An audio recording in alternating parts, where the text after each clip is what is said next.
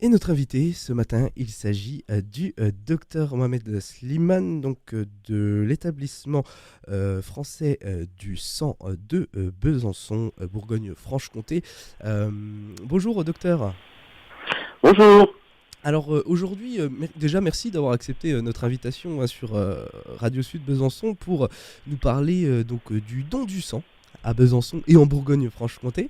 Donc aujourd'hui, voilà, on a voulu vous inviter par rapport où on sait les stocks de sang sont très bas actuellement et il est important de faire un rappel concernant donc le don du sang et puis par la même occasion se mobiliser un maximum. Aujourd'hui, est-ce que vous pouvez nous faire un petit point sur la situation de ce qui se passe en Bourgogne-Franche-Comté?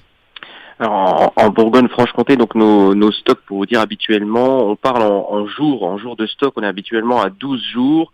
On peine à arriver à ces 12 jours, c'est-à-dire qu'on n'y arrive pas. En fait, depuis 2 ans, depuis le début de la crise sanitaire, en fait, la situation est chaotique. Pour vous expliquer, en fait, sur une année, habituellement, on a 2 périodes qui sont un peu difficiles. C'est pendant les vacances de Noël et pendant l'été où il faut rappeler donc aux donneurs que les patients ont toujours besoin de leur sang. Et là, en fait, l'année dernière a été une année assez difficile, pour pas dire catastrophique, puisqu'il a fallu faire cet appel, ou voire même un appel national, 6 fois dans l'année. Ça veut dire que vraiment, ça a été très très difficile de récupérer des donneurs volontaires et de pouvoir prélever du sang. Donc c'est malheureusement donc des dommages collatéraux de la crise sanitaire. Et actuellement, c'est surtout, on va dire, la vague Omicron, puisque soit les gens sont en télétravail et donc ne sortent pas de chez eux, soit ils sont confinés parce qu'ils sont cas contact, ou tout simplement parce qu'ils sont malades.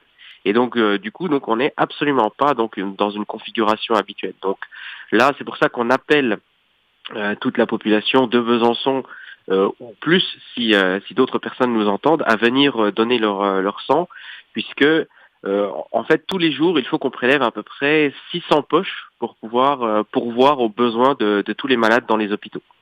D'accord. Donc 600 poches sur la totalité de la France ou bien que sur la Bourgogne-Franche-Comté?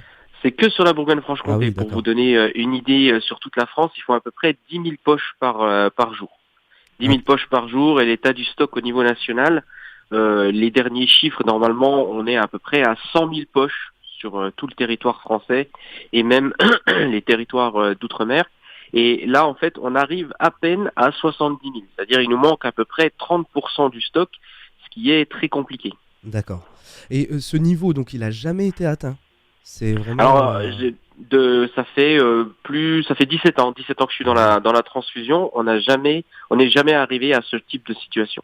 donc, très bien. Donc c'est principalement donc la crise sanitaire qui a fait que ces stocks sont au plus bas. Voilà, c'est ça. C'est-à-dire que c'est une situation qui n'est absolument pas prévisible. Ça change très très régulièrement. C'est complètement chaotique. Très bien. Est-ce que pour les personnes, parce qu'on imagine qu'il y a des personnes qui sans doute nous écoutent et se disent peut-être qu'ils n'osent pas passer le pas pour aller faire don de leur sang parce qu'ils savent pas trop comment ça se passe, parce que peut-être ça leur fait peur. Aujourd'hui, vous pouvez nous expliquer comment se passe un don de sang. Comment on fait? Qu'est-ce qu'on y fait? Alors, ça reste assez simple, pour vous dire en termes de temps. Il vous faut, on va dire, un peu moins d'une heure. Et aujourd'hui, on va dire, on a réussi à améliorer les choses. Donc, il vous faudra peut-être, on va dire, une quarantaine de minutes de disponibilité, puisque c'est la disponibilité qui est le plus gros problème, on va dire, pour les donneurs qui donnent régulièrement. Après, donc, le deuxième critère, c'est l'âge. Donc, il faut avoir au moins 18 ans. Et la loi permet de donner jusqu'à la veille de son 71e anniversaire. Donc vous voyez, ça reste assez large. Après, donc, il faut avoir un poids suffisant. C'est-à-dire, généralement, on va dire, pour la plupart des individus, hommes comme femmes, il faut peser au moins 50 kilos. Donc c'est vraiment cette barrière de 50 kilos, des fois, est un peu litigieux chez certains donneurs ou donneuses, mais en fait, pour expliquer aux gens, c'est-à-dire si vous pesez moins de 50 kilos, ça veut dire que le contenu de la poche qui va vous être prélevé, ça ne sera jamais assez pour pourvoir aux besoins d'un patient qui est en mauvaise situation. Et après, disons qu'une fois que tous ces critères sont remplis, il faut se présenter soit sur ce qu'on appelle une collecte mobile, donc généralement c'est pas très loin de chez vous, ou alors donc vous pouvez aller, on va dire dans les grandes ou moyennes villes dans ce qu'on appelle des maisons du don. Donc il y en a une sur Besançon, il y en a une sur Dijon, sur Auxerre, Sens, Châlons, Mâcon, Nevers. Donc vous voyez, on est sur des endroits où il y a des bassins de population assez importants et aussi des grands centres hospitaliers. Donc après, vous êtes enregistré, donc là jusqu'à là on va dire pas de souci. Après donc vous voyez un médecin ou une infirmière qui vous font un entretien pré-don, qui font le point sur votre état de santé, voir s'il n'y a pas de risque pour vous à donner ou des risques pour les patients à recevoir votre sang. Et après, donc le don du sang lui-même dure une dizaine de minutes. Et après donc ces 10 minutes, eh bien on vous invite à prendre ce qu'on appelle une collation pour récupérer tout ce qui vous a été prélevé. Et comme je l'ai dit, donc tout ça globalement, ça dure à peu près entre 40 minutes et 1 heure. Et aujourd'hui, sur la plupart de nos sites, pour faire gagner du temps justement aux donneurs, ils doivent remplir un questionnaire et on leur permet de remplir ce questionnaire sur leur téléphone portable. Donc c'est un réseau qui est complètement sécurisé. Il n'y a aucune donnée qui est récupérée. Tout reste sur le portable, on va dire, du donneur.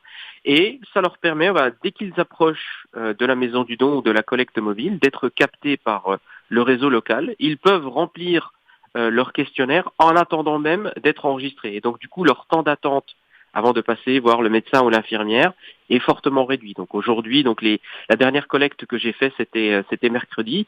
Les gens m'ont dit, on n'a même plus le temps d'attendre, donc on n'a même plus le temps de s'asseoir. Donc vous voyez, on dit ça bien sûr avec humour, puisque des fois on va dire il y a un petit peu d'attente, mais ça peut aller assez vite. D'accord. Et sur un patient, on peut prélever 3 choses, c'est ça? Il y a les globules rouges, des plaquettes et du plasma. C'est ça, c'est-à-dire pour un donneur qui vient donner son sang, en fait, si on prélève ce qu'on appelle du sang total, donc en fait c'est l'équivalent d'une grosse prise de sang, donc on prend la totalité du sang et derrière nous on la centrifuge et on arrive à récupérer, séparer pour obtenir 3 produits, donc un concentré de globules rouges où on ne donne que les globules rouges aux patients, les plaquettes et le plasma. Et les plaquettes et les plasmas en fait sont utilisés surtout en cas d'hémorragie. Donc c'est surtout utilisé par exemple pour les urgences. Alors, par exemple, d'accidents de la route qui sont des très gros consommateurs. Pardon. Pas de souci. Dans les cas d'hémorragie de la délivrance, malheureusement aussi, c'est-à-dire si une femme qui vient d'accoucher, ça ne se passe pas très bien, donc on a besoin, on va dire, de lui donner aussi bien des globules rouges que des plaquettes et des plasmas pour arrêter l'hémorragie, ou au bloc opératoire, pendant une intervention, pareil, pour arrêter une hémorragie. Donc en fait, c'est une ancienne règle qu'on a mis en place, mais quand vous faites un don de sang, vous pouvez sauver jusqu'à 3 vies, c'est-à-dire et aider 3 personnes juste en prenant, comme on a dit, à peu près 45 minutes à 1 heure de votre temps. Ah, très bien. Alors pour les personnes c'est sans doute une question qui revient souvent, c'est est-ce qu'il faut le pass vaccinal pour accéder aux dons?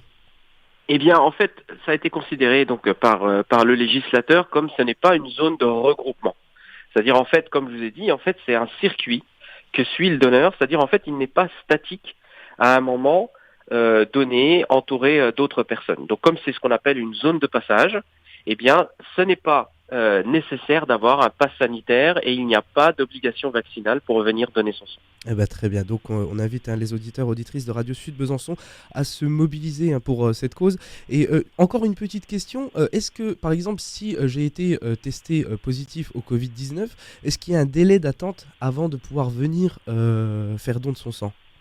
Voilà, en fait là il faut, si la personne on va dire est juste positif en tant que test, il faut attendre 14 jours. D'accord. Et surtout si elle n'a pas de signes cliniques. Mais si elle a eu des signes cliniques, c'est-à-dire qu'il a fait une pathologie, de la fièvre, un gros rhume, des courbatures, etc. Donc là, il faut attendre, pareil, 14 jours avant de venir donner son sang, donc jusqu'à arrêt complet des signes cliniques. Et en ce moment, donc, on récupère carrément donc le sang des gens qui ont eu la maladie, surtout, on va dire depuis le mois de janvier, qui ont été touchés par le variant Omicron, pour récupérer leurs anticorps. Et en fait, leurs anticorps sont utilisés depuis 2 ans pour des gens qui sont en situation difficile en réanimation. Et en fait, ce procédé a montré que ça marchait. C'est-à-dire en fait des gens qui étaient malades, qui ont été guéris, peuvent carrément sauver des personnes en réanimation. Très bien. Très bien.